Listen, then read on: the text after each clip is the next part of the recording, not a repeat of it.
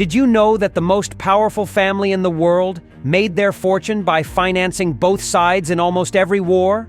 Or that the Rockefellers went from absolute poverty to becoming billionaires? Today, we'll explore the stories of the 10 richest and most powerful families in the world. Some are inspiring, while others might give you chills. Let's watch it. It's fascinating. The Rothschild family. You might not be very familiar with the name Rothschild, but this family is perhaps one of the richest and most powerful to have existed in the past 3 centuries. If you didn't know about them before, don't worry. This is intentional, as they've long tried to stay out of the limelight. In fact, there are countless conspiracy theories about them and their influence on world history. The Rothschilds are a Jewish family from Hanover, which is now part of Germany.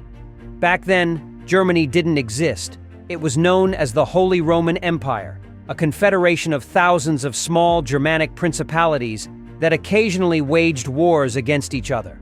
The Rothschilds began their rise to power in 1744, when the patriarch started his career as an accountant and banker for one of the most powerful princes of this collection of realms. At that time, banks mainly served to keep nobles' money and lend it for pretty much anything, from hosting banquets to paying soldiers. Mayer Amschel Rothschild, the patriarch of this dynasty, saw an opportunity in issuing loans and promissory notes, exchanging them between various principalities and amassing a small fortune. But that was just the beginning. As the family was starting to establish its power, the Napoleonic Wars broke out. During this period, the 2 eldest sons began a sophisticated system of taking advantage of the need for loans from both sides of the conflict, the French and the English. The Rothschilds seized the opportunity to have debts owed to them by both sides. In the end, the English won at Waterloo, but they were left with enormous debts to pay. That was the point. No matter who won the war, they would owe money to the Rothschilds. As you might guess, the Rothschilds became unimaginably wealthy, even by today's standards. After the Napoleonic Wars, they invested in virtually every industry that emerged in the 19th century.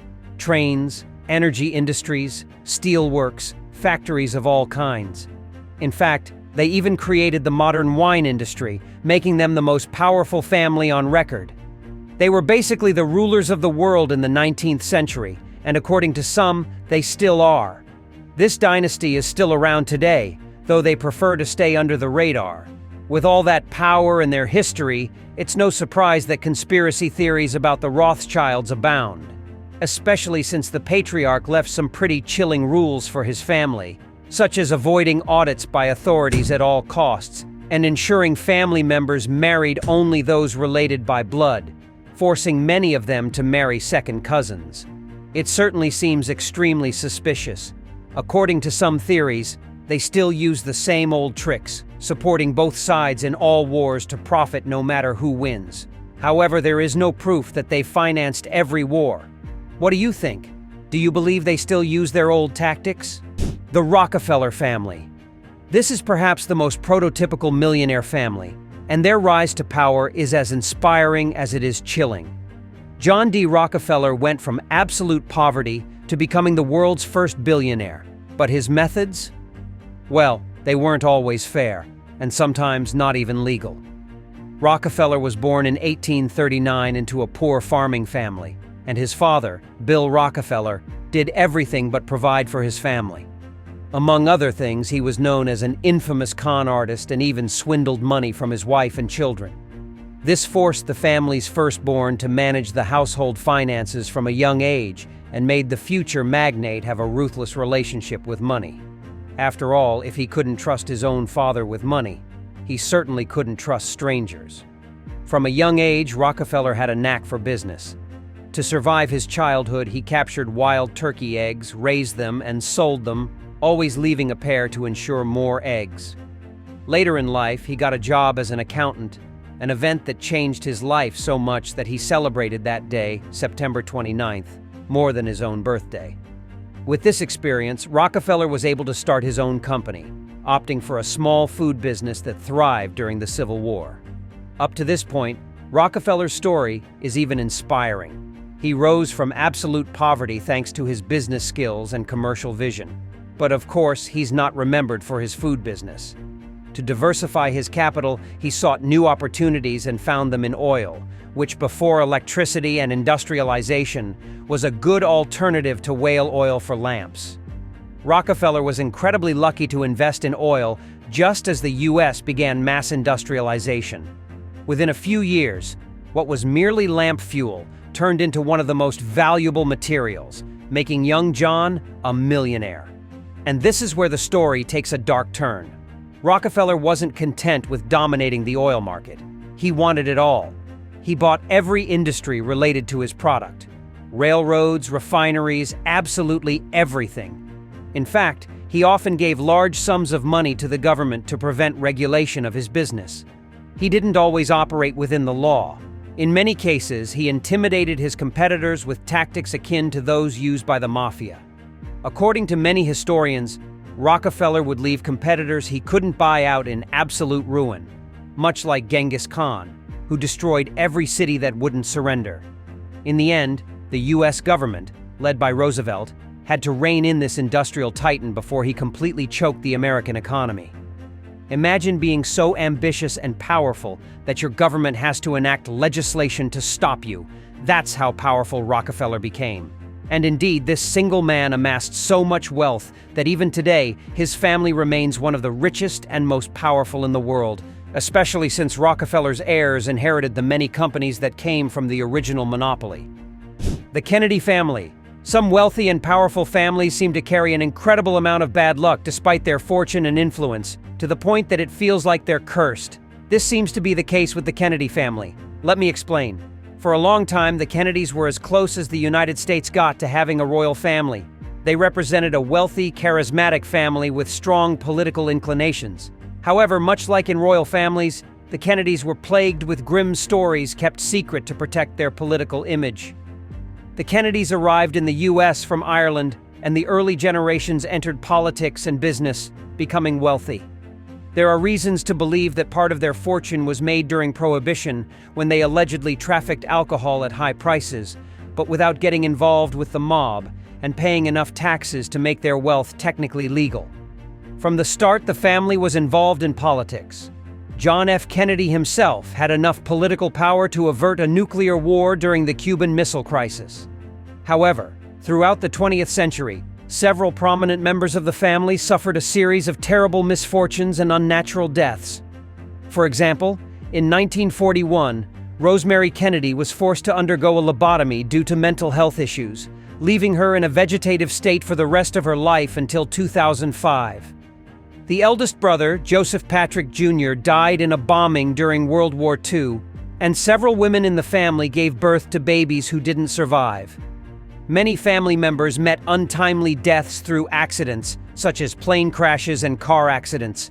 And of course, John F. Kennedy's own tragic fate is well known. The Kennedy family's supposed curse is so notorious that it's difficult to find any members who died of natural causes. It seems the family is still haunted, as tragic events have continued into recent years. In 2020, Kennedy's great niece was found dead after a kayaking trip. Is it all a karmic revenge of destiny, or just a series of grim coincidences? Let us know what you think in the comments. The Ford family. Being the heir to someone who shaped the modern world and industry isn't as incredible as it seems. It can actually be quite tragic, as seen with the Ford family, which has been around for 120 years and 5 generations, and has almost always faced immense family problems. Henry Ford was undoubtedly a genius who revolutionized manufacturing. Without him and his idea of the assembly line, the world would be a very different place. By perfecting the automobile manufacturing process, he drastically changed how people traveled and how we live our lives today. But let me tell you, Ford was far from being a loving father. He had only one son, Edsel, whom he admired. Edsel grew up around cars and loved them just as much as his father. Everyone involved saw him as a worthy successor to the Ford line. Everyone except his father, who came to despise him. Henry Ford was extremely particular about how things were done. At Ford Industries, things had to be done according to his standards, or not at all. He imposed strict rules, such as banning the sale of cars in any color other than black. This created problems for Edsel Ford, who had new ideas for the company's cars that often went against his father's unique methods. This led to constant clashes and even mistreatment from Henry toward his son. The worst part was that Edsel's ideas were often what the company needed to stay afloat as time passed, but his father refused to implement them.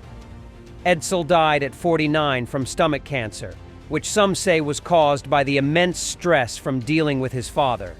This forced the elderly Ford to take over the company at the advanced age of 80, with rapidly declining mental health. Consequently, his grandson, Henry Ford II, decided to take charge of the company after World War II.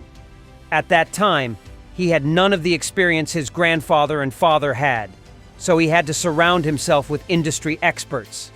Afterward, the company was no longer in the hands of the Fords and had several presidents until the 1990s, when William Clay Ford Jr. took over and has been in charge ever since.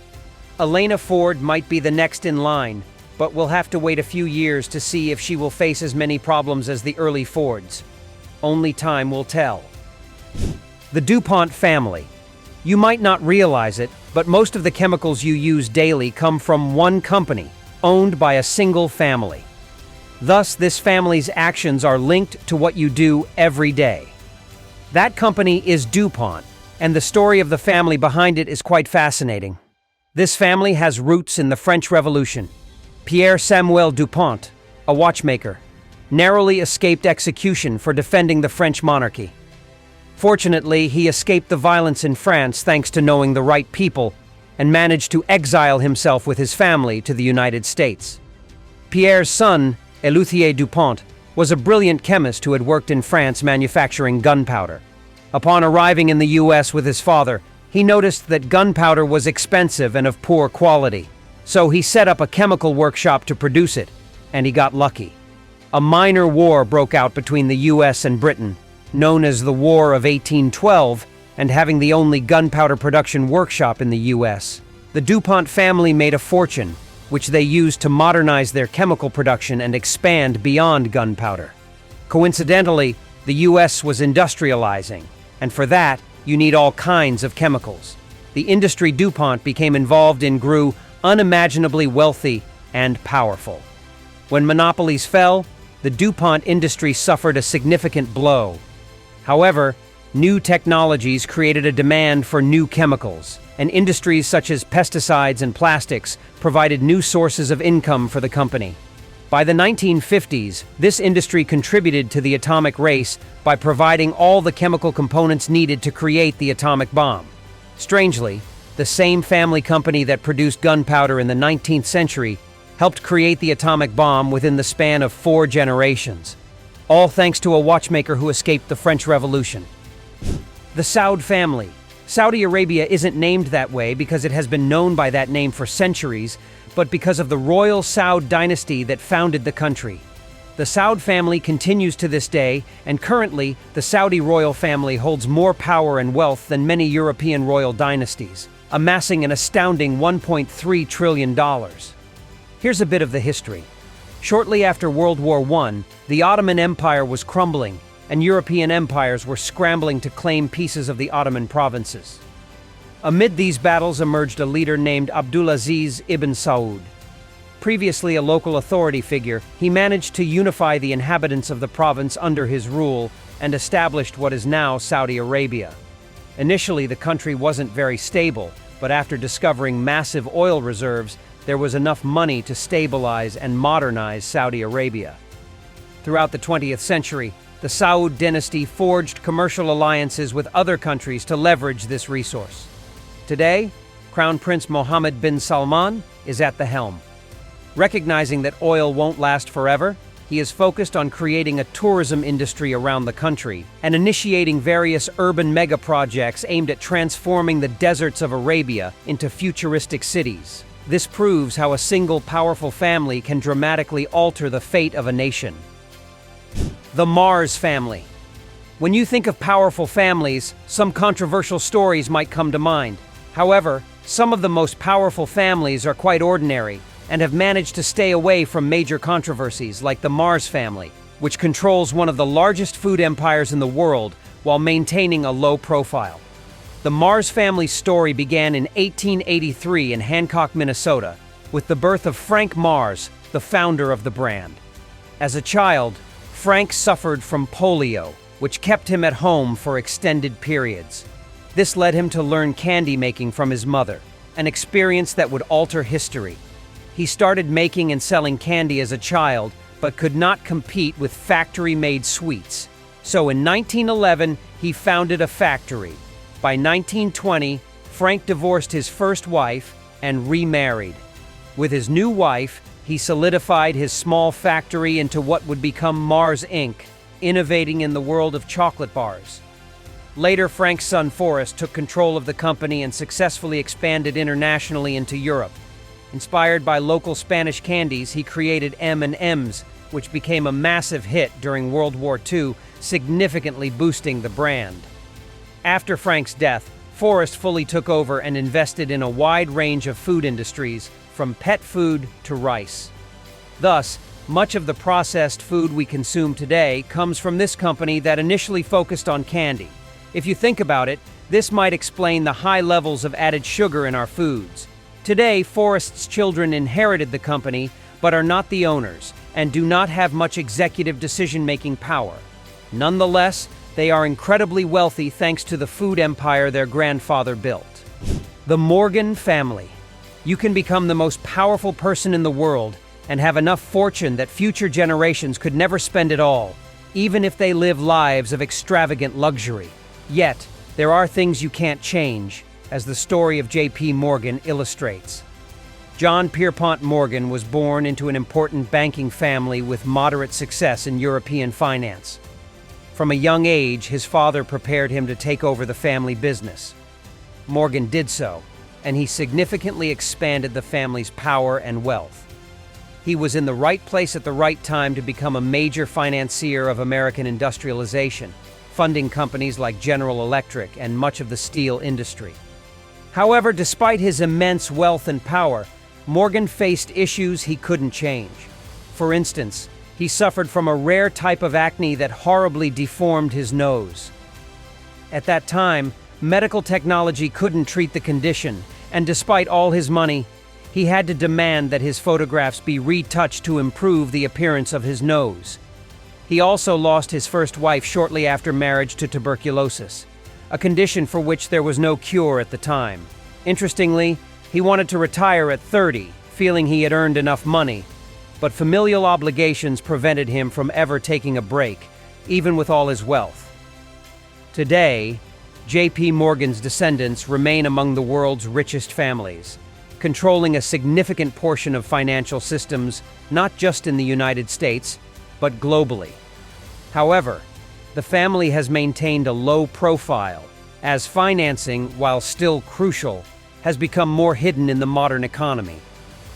The Wallenberg family. It's hard to imagine anyone more powerful or wealthy than Jeff Bezos or Elon Musk, but some families surpass these modern magnates in both influence and discretion. The Wallenberg family from Sweden is a prime example, having managed much of Europe's economy while staying in the shadows. The Wallenberg saga began in 1746 with Jacob Wallenberg, a sailor and Lutheran pastor who also wrote comedic works aimed primarily at women. His grandson, Oscar Wallenberg, followed in his grandfather's footsteps as a sailor, but on a grander scale, eventually becoming a naval officer. Oscar observed the industrialization process in the United States and returned to Sweden with grand ideas. He founded one of Sweden's first banks, which transformed the Wallenberg family from sailors into bankers and financiers.